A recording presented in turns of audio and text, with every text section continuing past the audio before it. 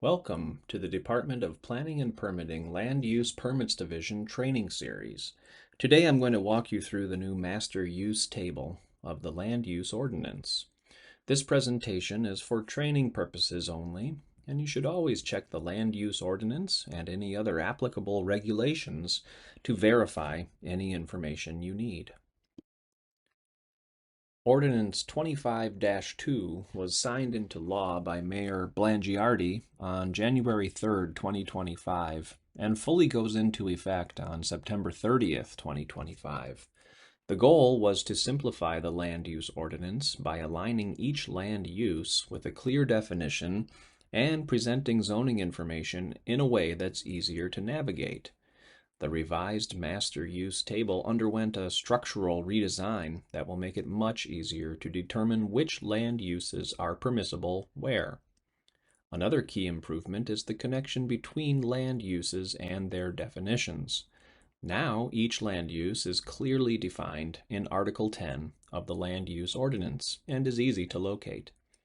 This will reduce confusion and speed up decision making.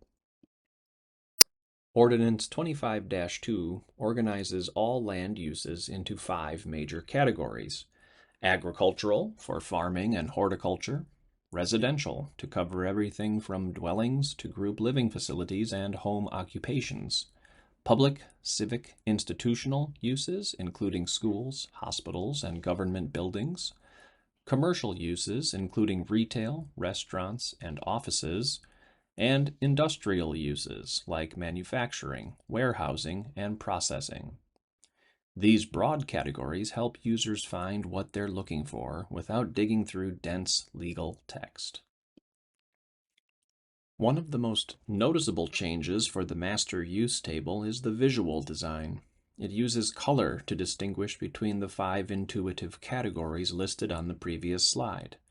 These design choices aren't just aesthetic. They help users quickly identify zoning types and permitted uses. Here is an example of what I mean. On this page of the master use table, you can see the color-coded land use categories: green for agricultural, yellow for residential, and gray for public, civic, and institutional uses. You can also see the subcategories that help clarify zoning designations in a lighter shade. For example, the residential use category is split into 3 subcategories: household living, group living, and accessory residential.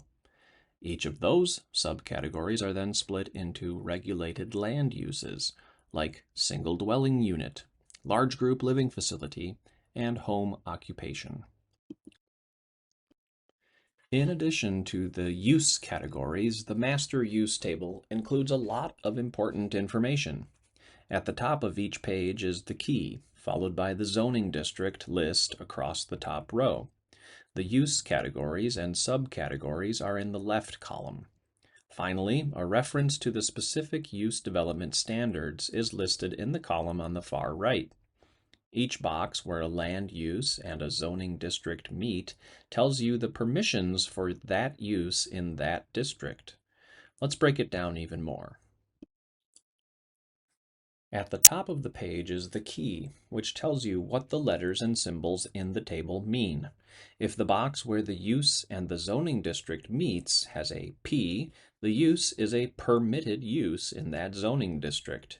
A permitted use refers to a land use or activity that is explicitly allowed by right within a specific zoning district, meaning no special land use approval or discretionary review is needed.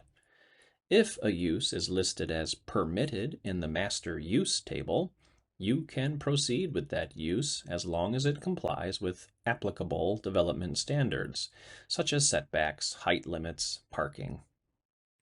And you obtain all necessary building and construction permits.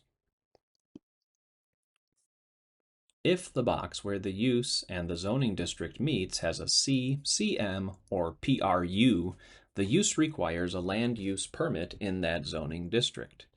Capital C means Major Conditional Use Permit.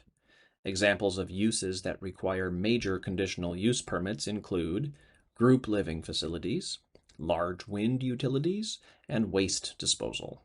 CM means minor conditional use permits. Examples of uses that require minor conditional use permits are daycare facilities, schools, meeting facilities, joint development of lots, and off-site parking. PRU means Plan Review Use Permits. These permits are for large-scale or institutional uses that require a deeper level of scrutiny and approval from the City Council. Examples here include hospitals, airports, prisons, colleges, convention centers, and some golf courses. If the box where the use and zoning district meet has an AC, that means the use is allowed in that district only as an accessory use. In such cases, another principal use must also be established.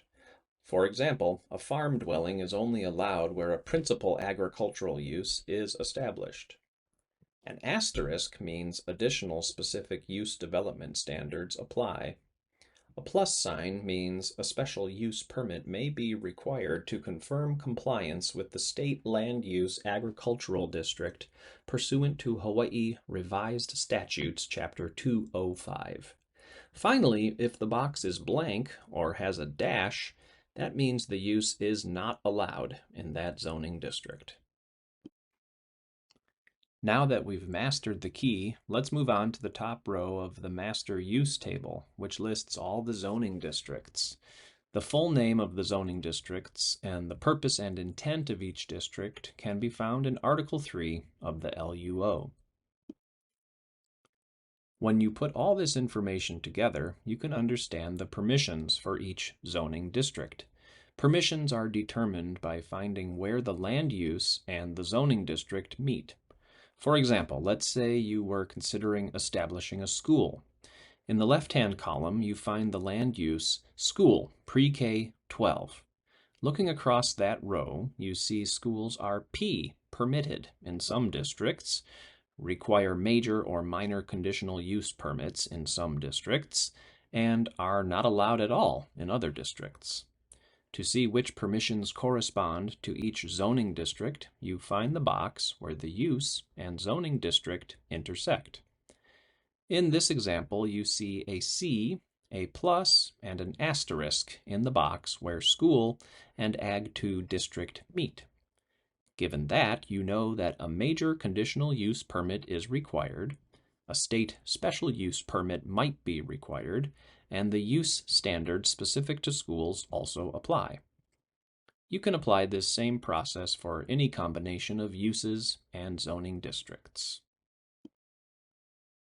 Now you are a master of the master use table and can figure out what uses are allowed in which zoning districts, what land use permits are required, and where to find the specific use development standards. Great work! To master more aspects of the Land Use Ordinance and Ordinance 25-2, please check out the DPP website at honolulu.gov/DPP.